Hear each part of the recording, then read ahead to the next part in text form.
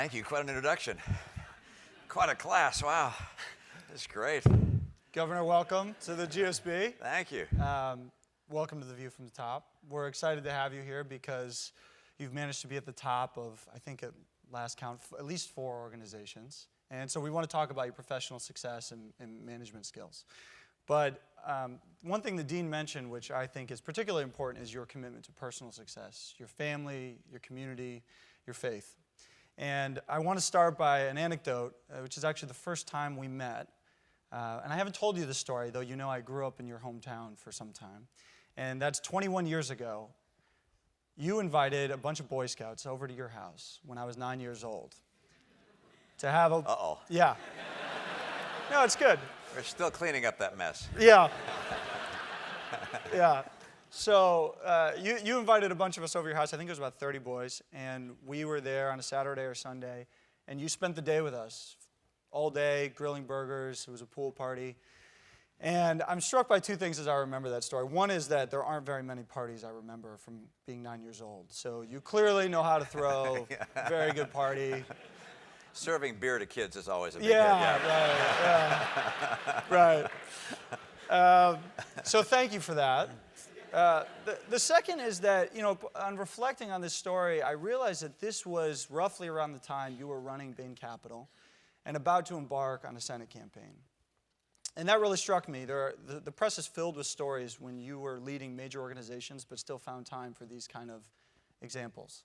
And the word having it all gets thrown around a lot, but you have sort of managed to have it all. You have a great career, you have a great family, you're committed to your community. I want to know how you've managed to strike that balance and have it all.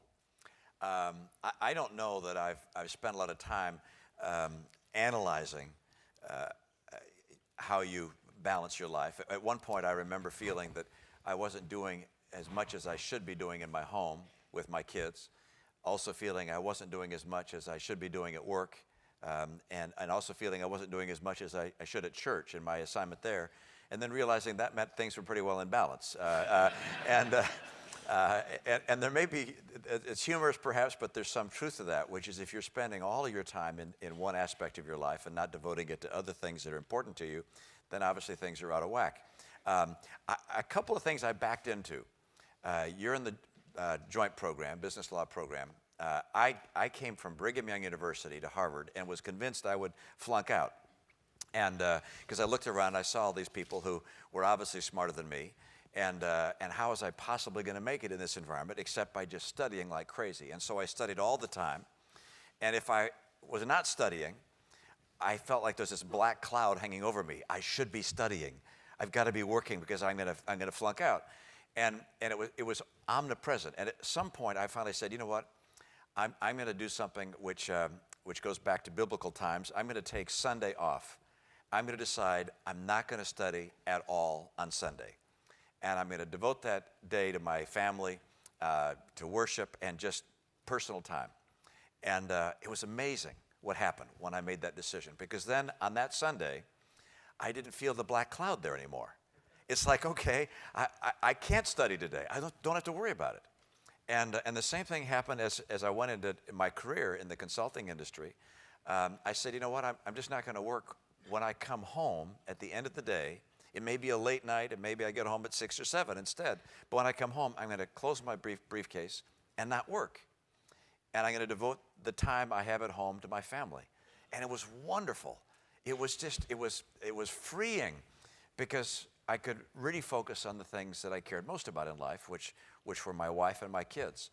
And now, of course, if there was a big presentation coming up, why I'd break that rule. But in terms of a regular pattern of life, those were a couple things I did. Sundays stayed for me a day of family. Coming home at the end of the day stayed a family time. I traveled a good deal. Of course, I was on the road. I worked like crazy late into the night. But a few of those decisions early on shaped how I spent my time and probably helped me balance my life towards those things that mattered most to me.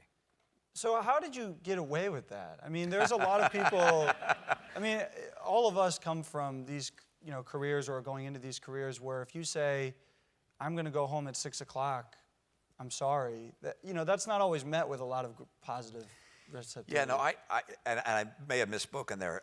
Some nights I might have been able to get home at 7. Or take Sunday off. And Exactly, yeah. but I found if you take a block of time off for yourself, you may well be more productive than if you don't. And that may not be true depending on the organization you go to. But I remember when I was talking to Bill Bain about joining Bain & Company, I said, look, I have to take all day Sunday off. So if there's like a company meeting or if you want to come in for case team meetings on Sunday, I just won't be there. And if that's something that the firm can't accept, then I'm probably not the right guy for the firm. And I live by that, again, unless it was some kind of an unusual experience, some terrible crisis happened, I was going to jump in with both feet like everybody else. But that was the everyday occurrence, and I think it made me more effective and more productive, and I had good consulting assignments and got promoted as time went on. So I don't think it hurts to have something more in your life than just work.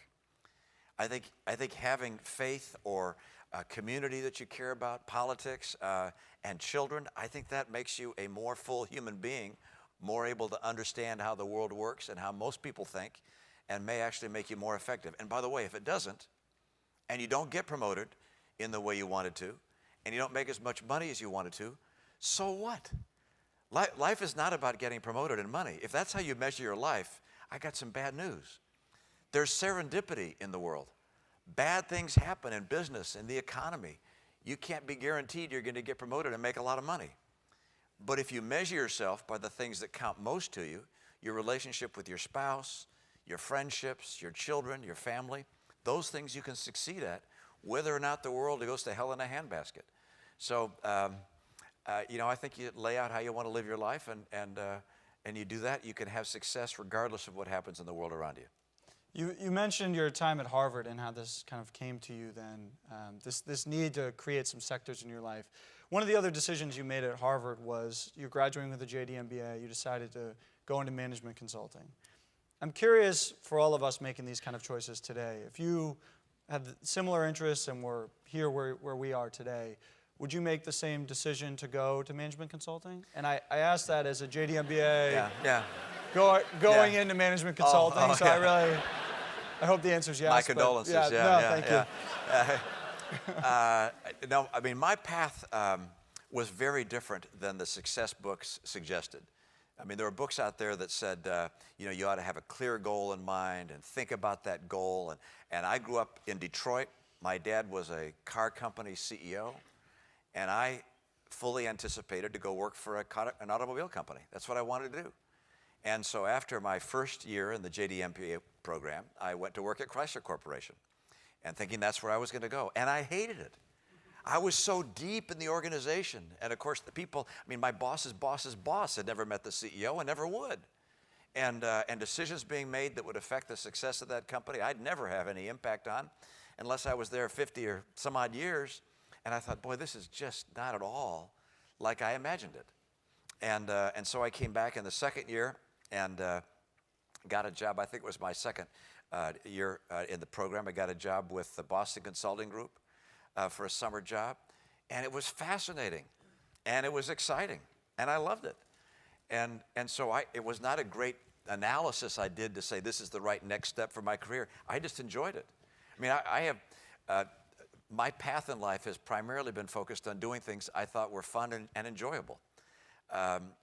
So that was fun. My undergraduate major was English.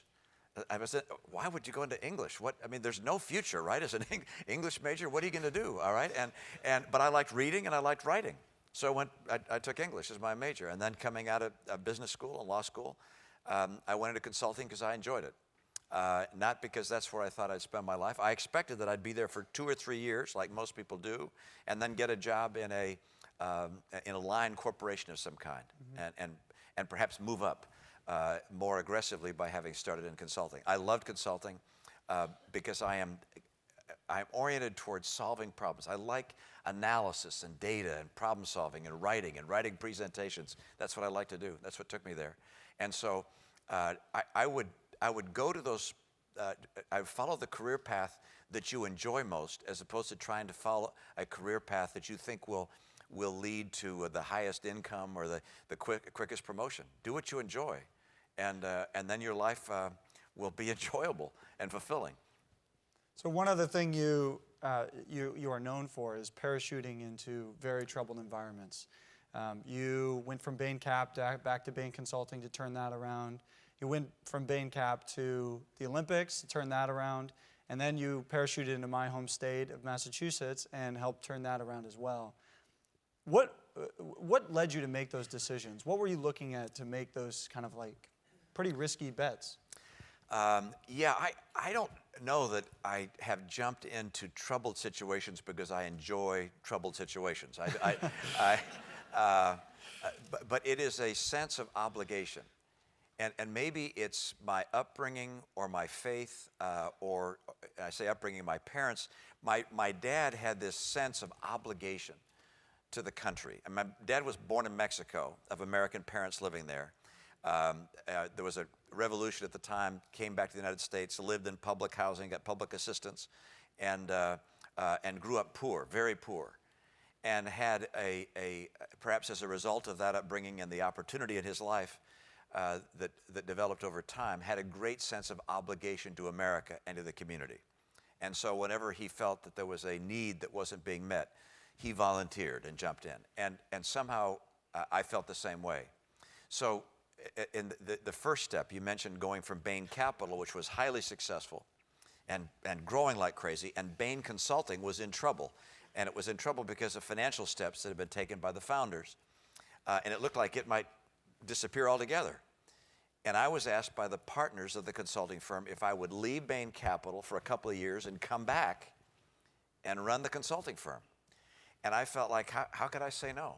There were 1,000 people who were working at Bain Consulting at that point, and I figured that there was a very high risk it wouldn't make it. I had the particular skills that were most needed at that point, financial skills, because they needed a financial re-engineering, as well as some leadership skills.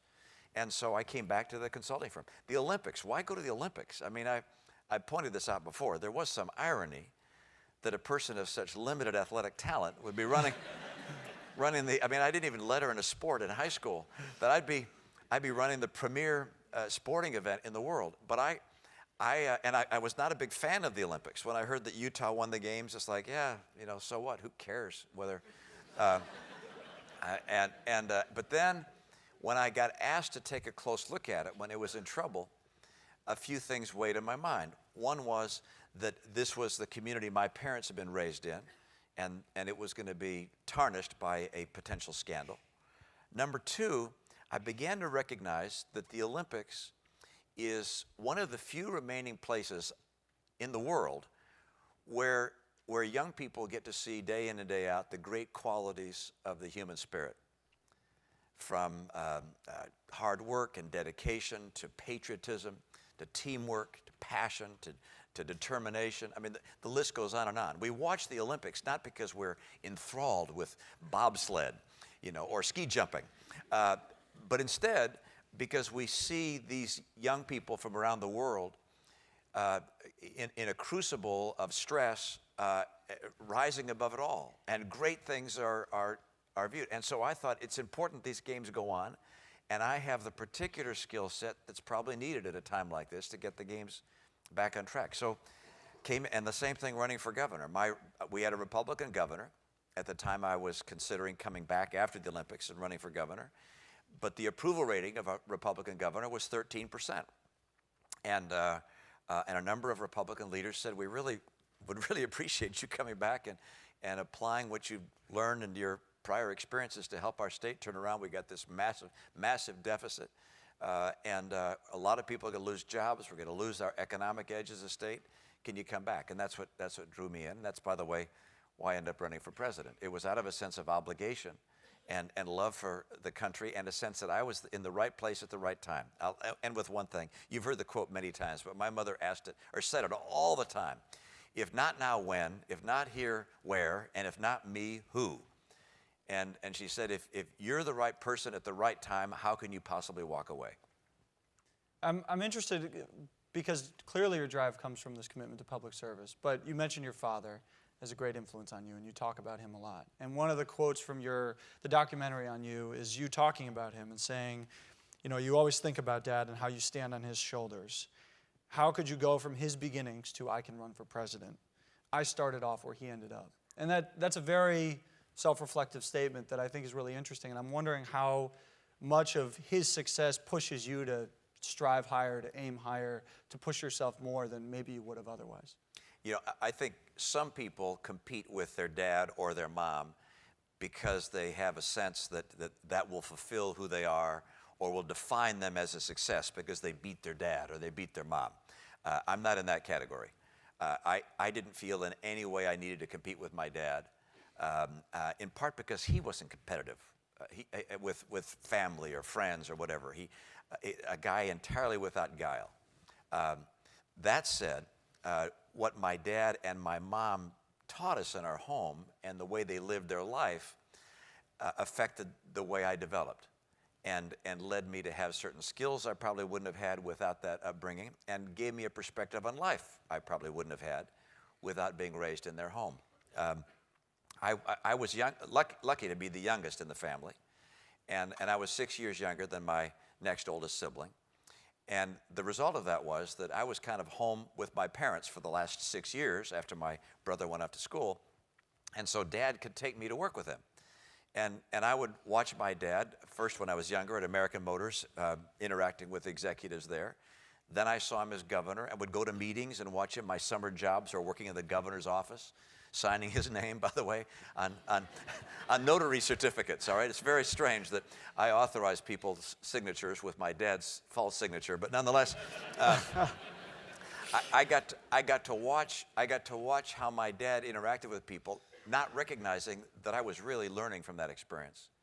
And so, my dad and to a great extent also my mom and the commitment they made to family and church and community shaped what I felt was right about how I should live my life.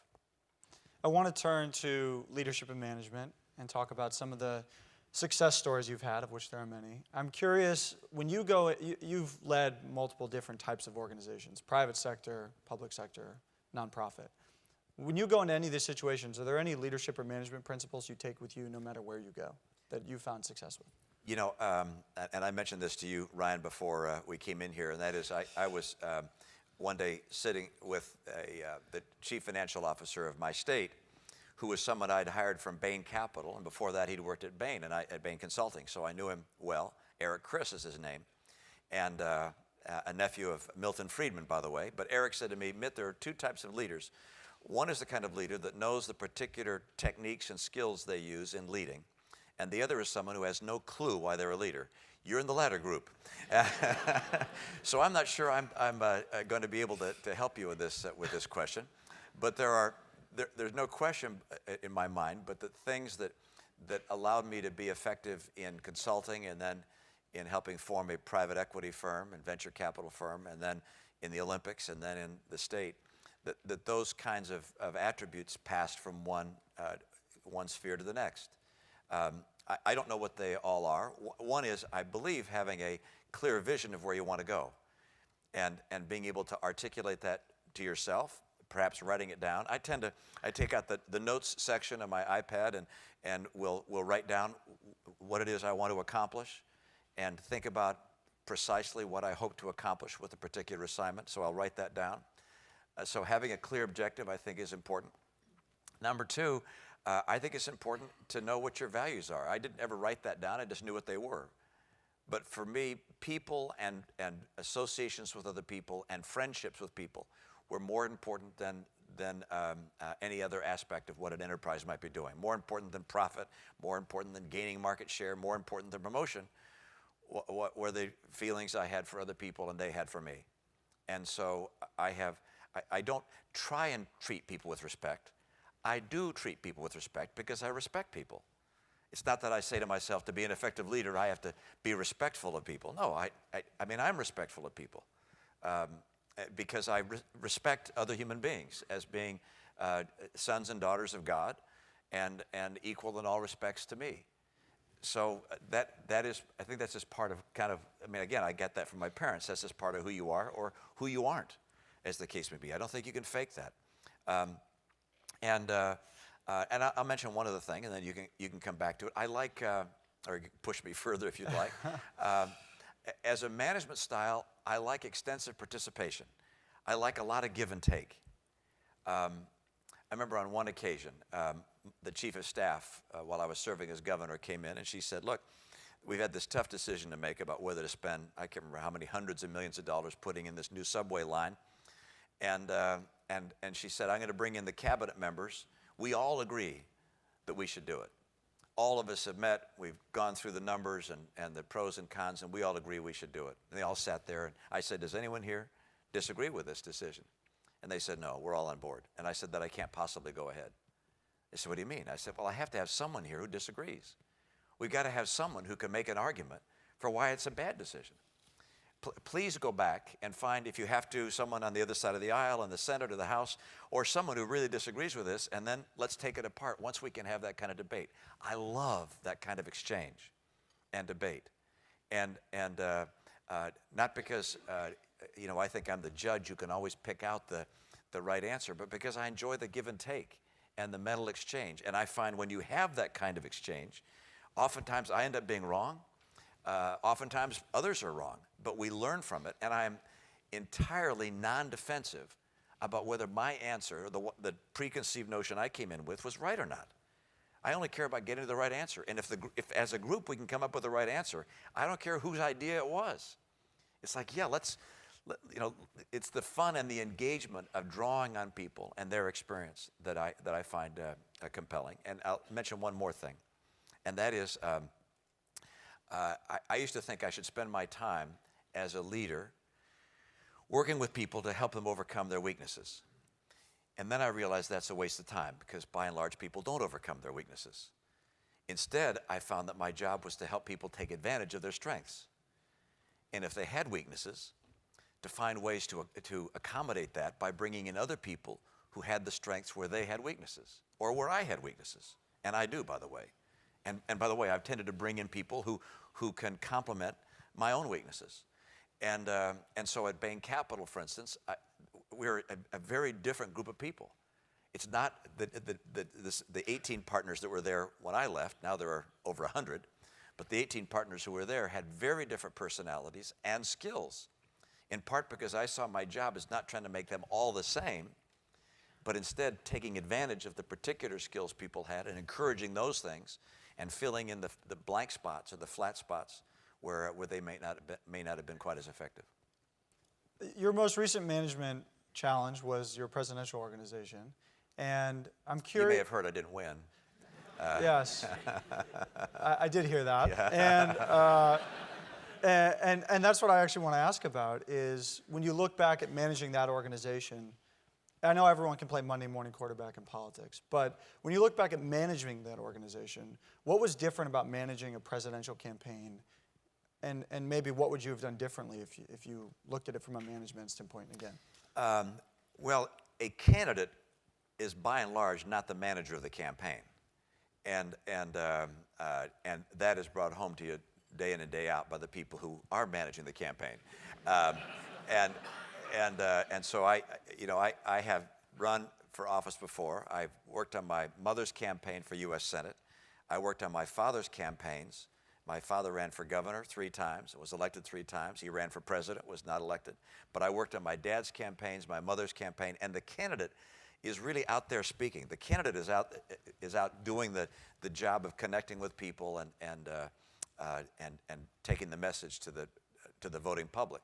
The people running the campaign, you choose like you would if you were the chairman of the board, and you choose someone to be the chief executive officer or the chief operating officer, and you have both in a campaign. You have a CEO and a COO in a well-run campaign. And so I was not the CEO or the COO of my campaign. I was probably more like the chairman of the campaign. And key strategic decisions I insisted on being a part of, and managed in the way that I've just described. We would have probably the 8 or 10 top people in the campaign come together and debate major issues. So in a presidential campaign, was I going to play in Iowa? This is in 2012. I played in 2008 and found Iowa to be expensive and a good start, but not sufficient. Was I going to play in Iowa, or was it hopeless? And should I just go directly to New Hampshire? And we debated that at great length and talked about a strategy to go forward and selected a strategy which worked very well. Winning the nomination, by the way, is not easy. After it's over, it all looks very easy. Oh, you were obviously going to get the nomination. Oh, yeah, I mean, I was behind Rick Santorum in the last 3 states, I believe, Illinois, Wisconsin, Michigan, also Ohio. I think I was behind 5 or 10 points with only days to go before the primary. And so it is tough to do that, and I think we did pretty well. I think in the general election, we faced some real challenges and made some big mistakes.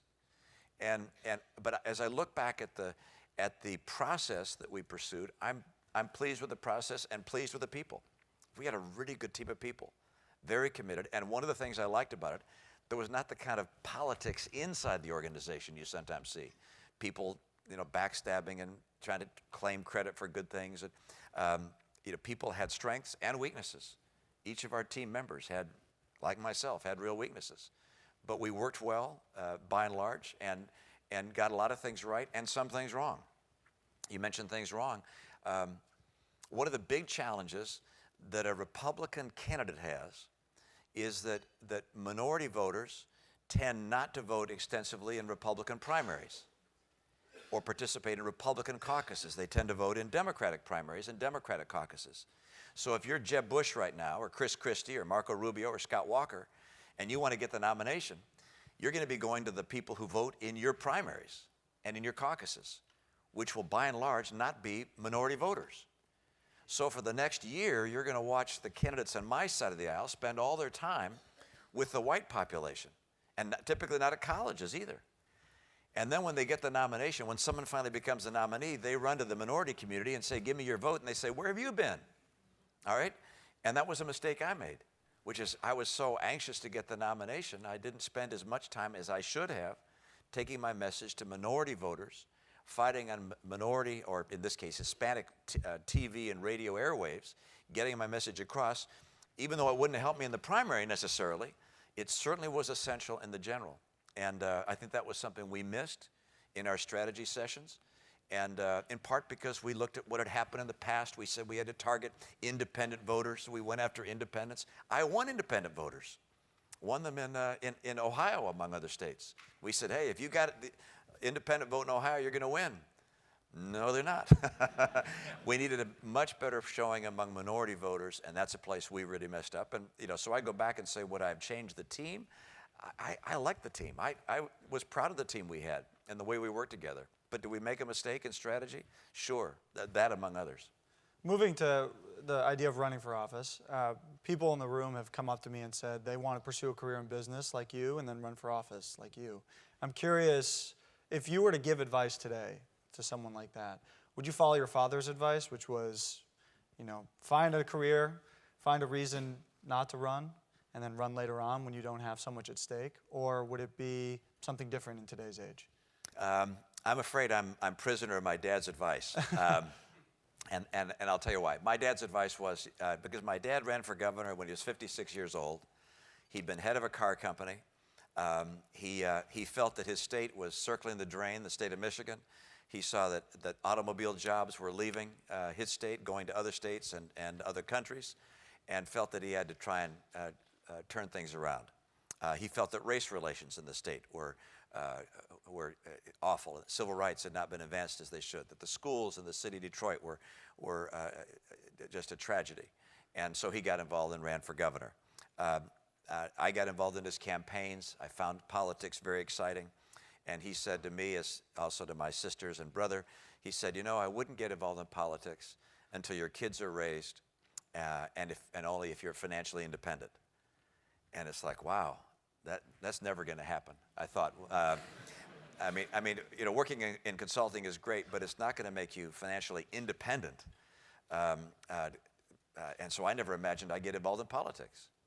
And what happened was starting Bain Capital and then having the stock market take off. And if you're leveraged and the stock market goes from 1,000 to 10,000, that's a good thing, all right? And so, suddenly those conditions became met.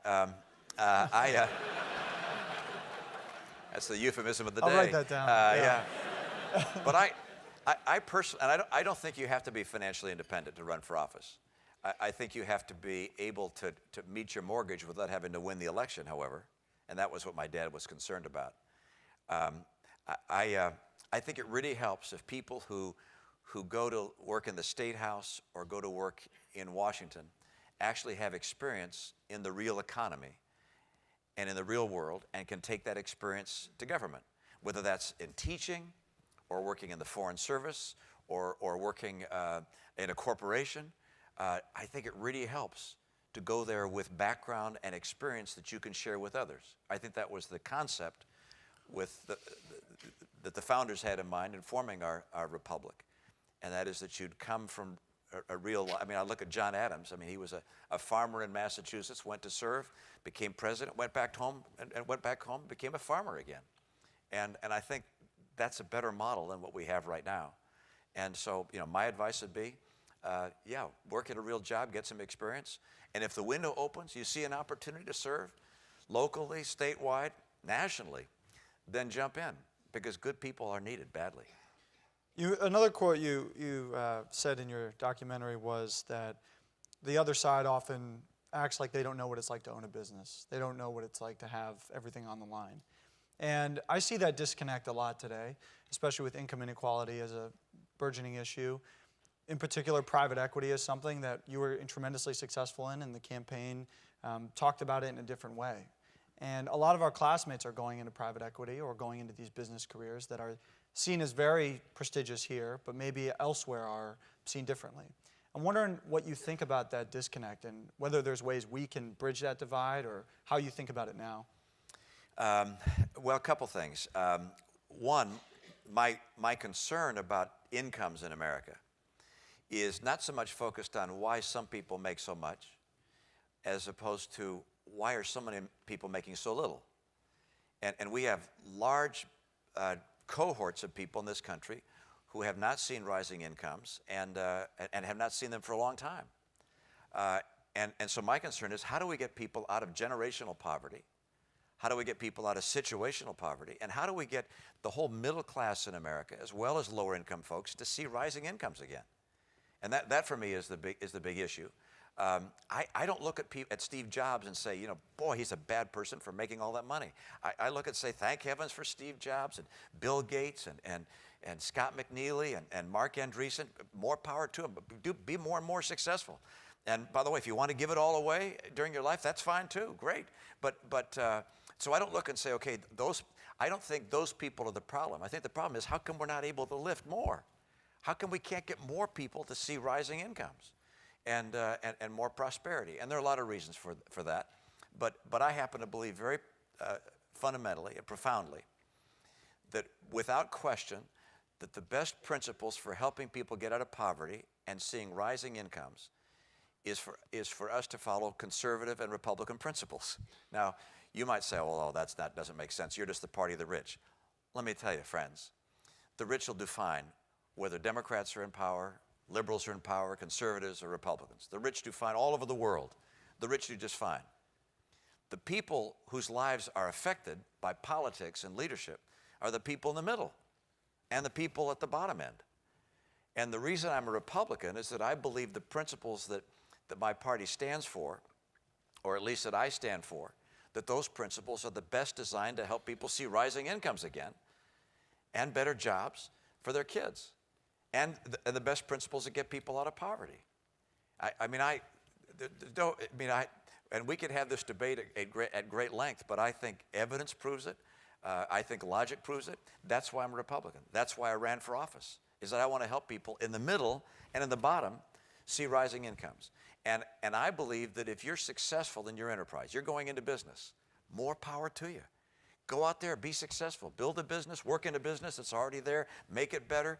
The better an enterprise does, the more profit it makes, the more you can invest. The more you invest, the more you can grow. The more you grow, the more people you can hire. The more people that are being hired, the more wages will go up. Wages go up because there's demand for labor that outstrips the supply of labor. That's how they go up. And so I want you to succeed. I mean, I look at you, and when you're all highly successful business people, as you hope you will be, I mean, I won't look at you and say, there's the enemy. I'll say, there's my friends. I love you, all right? I appreciate what you're doing. I want to see you successful. And I want to see, as you're successful, I want you to recognize that your success is contributing to the success of our country and to those people who rely on the jobs you'll help create. We only have time for one more question before we're going to move to audience Q&A.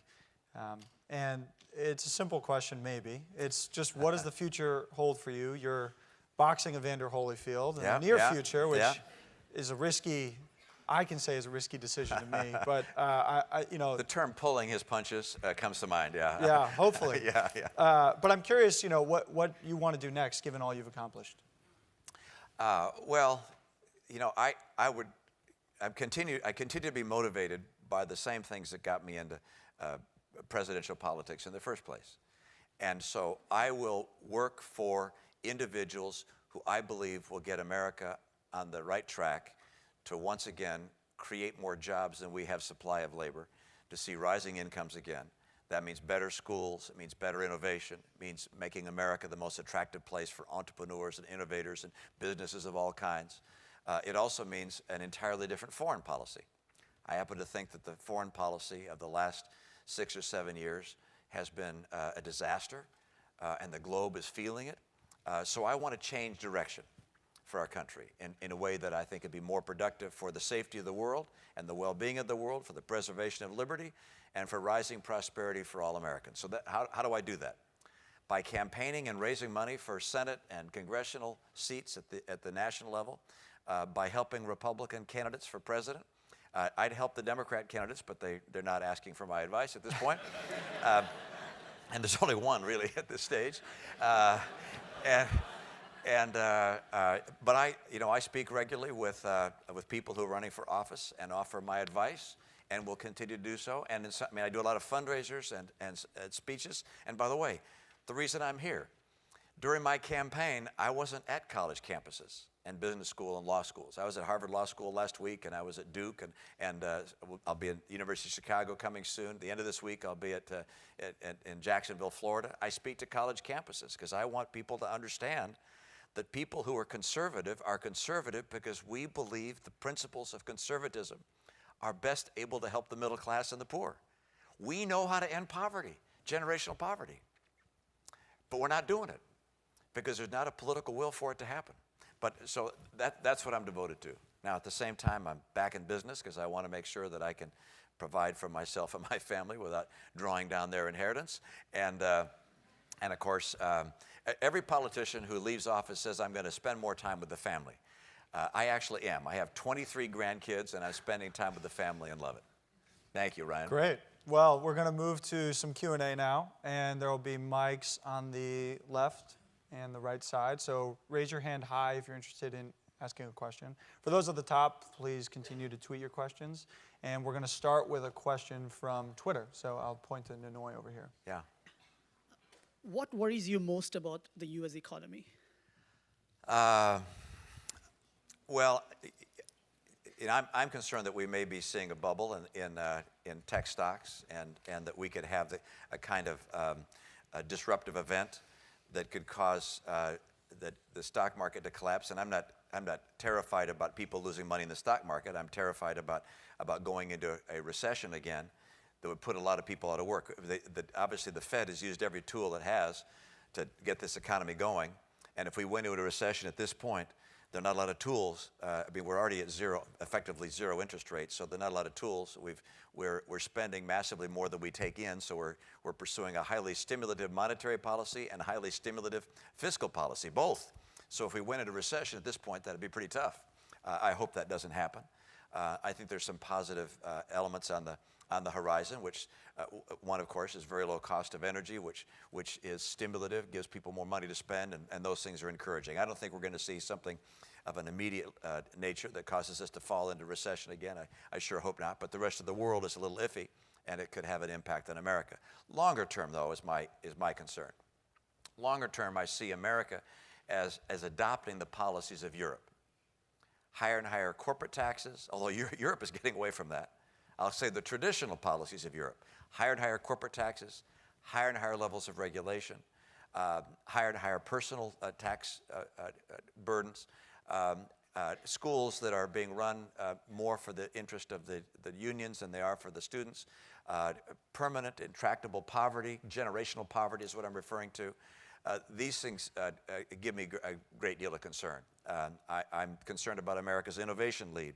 The political class doesn't understand we're in competition. The political class thinks like the American business world used to think back in the 1960s, which you didn't worry about your competition, you just tried to get better yourself. And then came along strategy, which was the idea is it's not just how good I am, but how good I am relative to everybody else I compete with. And right now we're competing. And the political class doesn't understand we're competing with Russia and with China and with the jihadists. And they've got strategy. They have a strategy. Russia has a strategy. China has a strategy and objectives. The jihadists do. What's America's strategy? What's our global strategy? Where are we headed? What are we trying to accomplish? What are we doing in Latin America? What's our strategy for North Africa, the Middle East? We don't have a strategy. Hillary Clinton said it right. Just deciding not to do dumb things is not a strategy. And so, I mean, that's what concerns me most about America and about our economy, is that we don't seem to have a strategy about where we're heading. And we're becoming more and more like Europe on a number of dimensions: education, poverty, taxation, regulation, and foreign policy. And that gives me concern, and that's why I'm as active as I am still politically, though I'm not running for office. Thank you very much. We have a question over here. Stand up and just introduce yourself, please. Hi. Hi, Governor Romney. My name is Alex Pearson. I'm a first year. Also, like Ryan, I'm from Massachusetts as well. One of the central themes of the GSB and from the View from the Top program is the power of authenticity as a tool for effective leadership. We've seen that in business, but we see that, I think, less so in political leadership. And so I wanted to see how you balanced being the authentic Mitt Romney versus what you thought the audience or the kind of Republican machine wanted you to be like, or what you wanted to say. Yeah, you know, one of the great challenges in running for office is that you will be defined by your opposition. And by the way, an attack is very difficult to respond to without spending all your time in response. I remember the first time I got attacked, and this was when I was running against Ted Kennedy, and I went to my staff and I said, you know, we've got to answer these charges, these attacks. And they said, you know, if you're explaining, you're losing. That's a little catchphrase in politics. If you're explaining, you're losing. So you never explain. You never respond to the attacks. You just attack back. And the only thing you can do is attack back just harder. And so these campaigns are attack, attack, attack. And by and large, it's very difficult in a campaign to have people get to know who you really are. I mean, in a campaign, you spent more time with me by far, and I mean TV time included. If you take all the time you saw during the 2012 campaign of me and compare it with what we spent in this room, we spent more time now together talking about things that we all care about. We choose candidates based on very little interaction with them. And typically the interaction is watching 30-second ads, which are packaged and very brief and by and large are attacking your opponent, and then debates. And that's about it. Some people have noted, you know, Mitt, if you'd have just shown that documentary that was done on you, why, the people would have had a different perspective. It's like, yeah, but who would have watched a documentary, all right? Who's going to sit down and watch a 1.5-hour movie on someone running for office? I mean, no one's going to do that because you're going to figure rightly it was all, you know, edited for the campaign, by the campaign. So I don't know how we can do a better job describing and showing who we are. My own view was, look, I served as governor for 4 years. The positions I had and the postures I took on issues were the same when I was governor as when I was running for president. And hopefully people will get that perspective based on my record. But it's a real challenge. And in the upcoming election, presuming Hillary Clinton is the nominee on the Democratic side, and she may not be, but it looks obviously very good for her now, she's pretty well defined in people's minds, pro and con. On the Republican side, people aren't as well defined. And so they're going to have a challenge, whoever our nominee is, becoming better known in the mind of the public. And the goal of the opposition will be to define the Republican in a negative light, in a very negative light. And that's part of the territory, you know, getting into a race. I was going to say it's not fun. The truth is it is fun. running for president is really fun. It's like sport for old guys, all right? And you come away passionate about the country, more optimistic about the country. You meet extraordinary people. It's a wonderful experience. If you get the chance to run for president, do it for sure. But I love the experience, and you know, I just wish in a campaign you had more time to be seen and known by more people. And I think if people did that, we'd have a better shot of electing people we were happy with after the election. Yeah, thanks. Right. We have one question over here Back in there, the back. yes, sir. Hey, my name's Elliot Damashek, and I'm a second-year MBA, was at Bain Consulting beforehand and going back afterwards, so thank you for helping to make that exist. My question is around, you mentioned that your father was helped by public assistance programs a while back, and traditionally the view of the Republican Party is much less favorable towards those types of programs. So I was wondering how your view on that has evolved and how it's shaped by your father's experience. Yeah, thank you. Actually, I'm going to talk about two groups of people in poverty. One I'll call situational poverty. Someone loses a job or has a life-changing illness of some kind, and the situation means they're now in poverty. Those people typically come out of poverty relatively quickly. When I say relatively quickly, they come out of poverty eventually. And programs to help them come out of poverty are extraordinarily helpful and important. And it could be housing, food, training programs, child care, and so forth. And we have a good series of social help programs for people in that setting. I'm sure they could get better. Unemployment insurance is another of those. And they should be fine-tuned and evaluated to see what makes them more effective, but those work well. Where Republicans like myself have some angst is in our solutions for generational poverty. And that's people who obviously go from generation to generation in poverty and don't ever get out. Back in the 1960s, when I was in high school, Lyndon Johnson declared the war on poverty.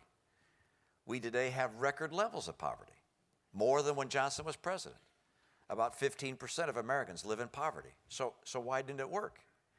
And the answer is the programs that were put in place in many respects made it more difficult for people to get out of poverty. I mean, the highest marginal tax rate in America is not the marginal tax rate for people in my tax bracket or yours. The highest marginal tax rate is for the poor. If you're on Medicaid, housing vouchers, food stamps, and so forth, and you start earning money, you're going to lose all sorts of benefits. And the effective marginal tax rate, if you will, benefit tax rate is huge. And so we lock people into staying on government assistance because it would be crazy for them to get off. We make it almost impossible to get married for a poor person. If a young person is pregnant and she decides to marry the father of the child, she's far less likely to qualify for Medicaid, for housing vouchers, for food stamps, and other forms of assistance. The only likely way that she'll be able to really get the support she needs is if the father provides some of his support that he has, doesn't get married, and she gets Medicaid and so forth, these other programs. And as a result, not surprisingly, huge numbers of people follow that path. There was a study done by Brookings Institution some years ago, and I've got the numbers here directionally right. I'll have to go back and look at the actual numbers, but they're close to these. They said, what happens in America if someone graduates from high school, marries before they have their first child, and has ever held a job? And the answer is 3% of those people will fall in poverty. What happens if someone doesn't do any of those three things? 70% of them will be in poverty. It's like, aha. So if you want to make sure we eliminate generational poverty in America, one, you want to make sure there are huge incentives to get people their first job. We don't do that. Two, you want to make sure that schools are safe and teachers are effective so we can get people through high school. We don't do that. And three, you want to make sure that your government programs encourage people to get married as opposed to create disincentives for marriage, which ours do. We are doing exactly the wrong things if we want to get people out of poverty. And yet there doesn't seem to be any real effort in Washington to change that. So Republicans are saying, by the way, when I was governor, I said, look, I want to spend more money on child care and have a greater work requirement to get people out of the home and into the workplace. I'm happy to spend more money on assistance, but I want it to help get people out of poverty, not lock them into poverty. So support and government assistance to end and alleviate poverty, Republicans are all in favor of, but they want to find things that actually solve the problem as opposed to cause people to live in poverty in a human tragedy that goes on and on and on, generation to generation. Thanks for the question. Unfortunately, I'm going to have to take the last question here. Boy, I'm wordy, aren't I? We're cutting you off, yeah. Be worried. No, we asked a question of all of you from the top speakers, and it's one that we have to answer when we apply to this school. And there are obviously a lot of ways you could answer this, so I'm interested. But the question is, what matters most to you and why? It's not one thing. All right. So I'm going to give you a longer answer. Another long answer. One, I believe in God. I know some people don't, but many people who don't nonetheless believe in something greater than themselves. I believe that if you believe in something greater than yourself, that your life will be more full and productive. So I believe in God. And by the way, in believing in God, I believe, therefore, we are all His children. And I believe that God loves all of us, and I believe He loves us as you would love your children. Some are doing naughty things, some are doing nice things, but you love them all. And I believe that I will be measured, and you will be measured, based upon what you have done for your fellow children of God. And that means your spouse, your children, and your community more broadly. So that's a big part of what's important to me, which are the people around me that I care for. The person I care for most in life is my wife. We met in high school. I love her passionately. She is the most important person in my life. If I could do anything on any day, it would be to be with her. That's what I enjoy most in life. Close thereafter is to be with my kids, my boys and their wives, and now 23 grandkids. The greatest joy I have in life is being with them, sitting around in the backyard or at a beach. Just being with my grandkids and family is the greatest source of happiness and the most important thing to me. Coming beyond that is a circle which includes my church, my congregation, the people I know at church, and my sense of service to them. Service in the broadest sense, giving back in the sense of caring for people around me follows from that belief in something bigger than myself. I happen to believe that the currency in life is the people that you love and that care for you, the friends you have. Most of what you've learned here you'll forget. The people you've met here you'll remember the rest of your life, and will form a big part of your wealth. That's your balance sheet when life is over. Who loves you and you love, and who are your friends, and how close are they to you? So what's the most important thing to me? My God, my wife, my kids, and my fellow human beings. And I participate and engage with people at large through campaigns, through speeches, through serving in charities, in all sorts of ways. And the rewards that come back are rewards in people, in friendship, in love, and that's what makes the most impact in my life. Thanks, you guys. Congratulations to you, and best of luck. On behalf of the GSB, Good to be with you. Thank you very much. Thank you. Thank you. Thank you. Nicely done, Ryan. Very nicely done.